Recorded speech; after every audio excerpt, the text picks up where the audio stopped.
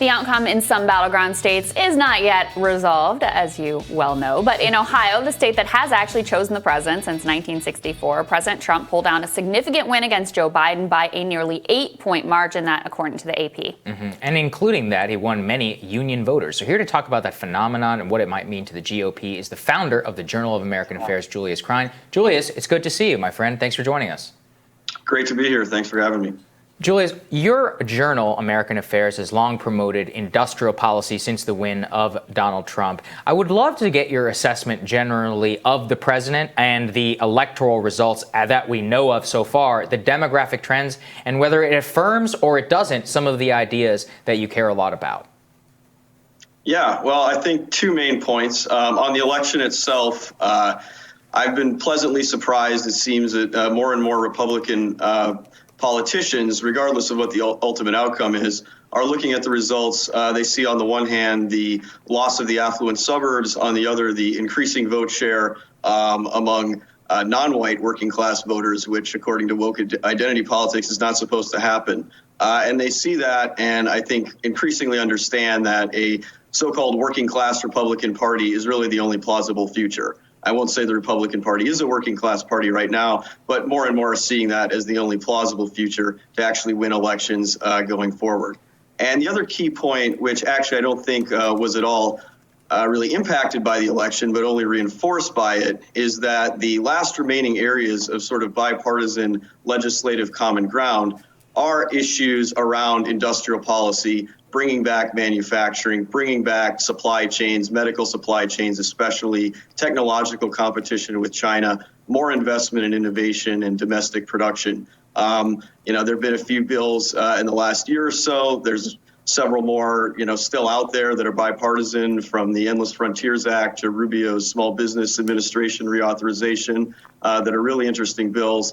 And given how divided the Congress is going to be, regardless of who wins the presidency, if anything possible can happen, it's going to be things along those lines.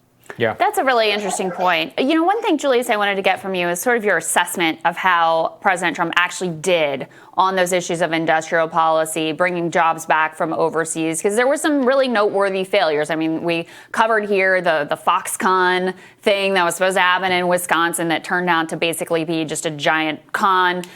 He went to Youngstown and talked about, we're going to keep GM here, don't sell your houses. That didn't work out.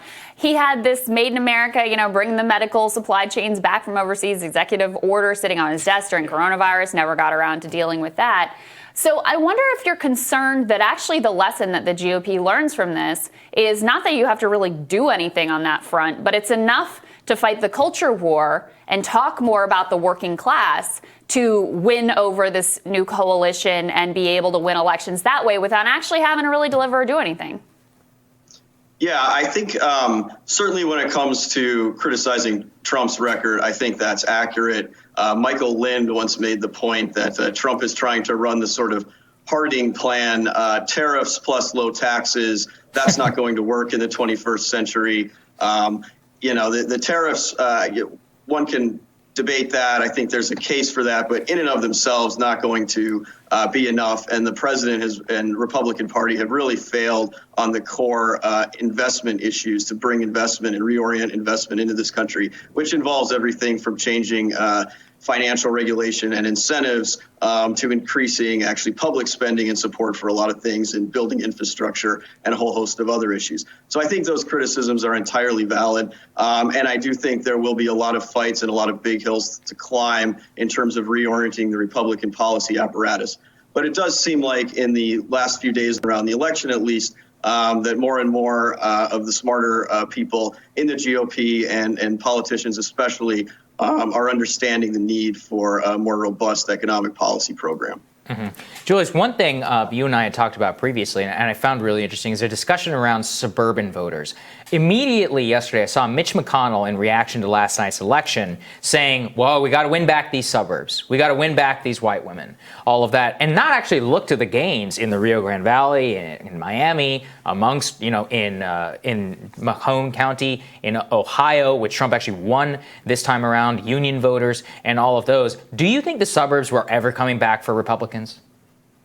I don't think so. The only way I see that being possible is if the Democratic Party would decide to really run an old-style FDR populist economic agenda. And you guys know as well as I do that seems extremely unlikely in a party dominated by financial sector and Silicon Valley elites. So absent that, given the way the cultural issues fall among affluent classes in the United States, I see virtually no possibility for the Republican Party winning back those suburbs. And this, of course, this trend, it goes back a long time. Trump has maybe accelerated it, maybe is the final nail in the coffin. But this goes all the way back to the George W. Bush years and even earlier. And I think ultimately stems from fundamental changes in the economic landscape and the reorientation of the U.S. economy among intellectual property and finance. Yeah. I think you're right. And Julius, what do you think are the barriers or stumbling blocks for the Republican Party to reorient? Because just as the Democratic Party is now dominated by affluent suburbanite, Wall Street financial interests, Silicon Valley, I think you're right about all of that. The Republican Party has their own wealthy donor base. They have their own, libertarian institutions, which are incredibly dominant, which really dominate the thinking. We can already see, you already know that if it's a Biden era with the GOP Senate, they're going to go right back to we got to balance the budget. We got to get this deficit under control. We can't spend any more money. So what are some of the barriers on the Republican side to having a different kind of economic orthodoxy? Yeah, they were already bringing the austerity back even in the last few months of the Trump administration, which is pretty fascinating. But the biggest obstacle, I think you hit the nail on the head, is the donor base.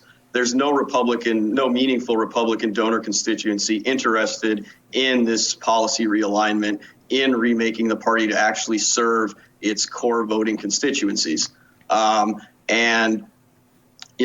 Trump, I think, in addition to whatever policy criticisms you want to make of him, he also failed, unlike what Clinton did in really remaking the Democratic policy institutions and donor base and donor institutions in the 90s. Trump really hasn't done any of that. He's carried water for the same old institutions that opposed him the whole way and have opposed this agenda the whole way.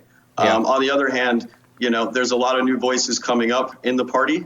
And I think they're a bit more interested in these issues, intellectually and more serious about the policy. And we'll see what happens in the next 4 years. But I think it's absolutely the case that that's the biggest obstacle today.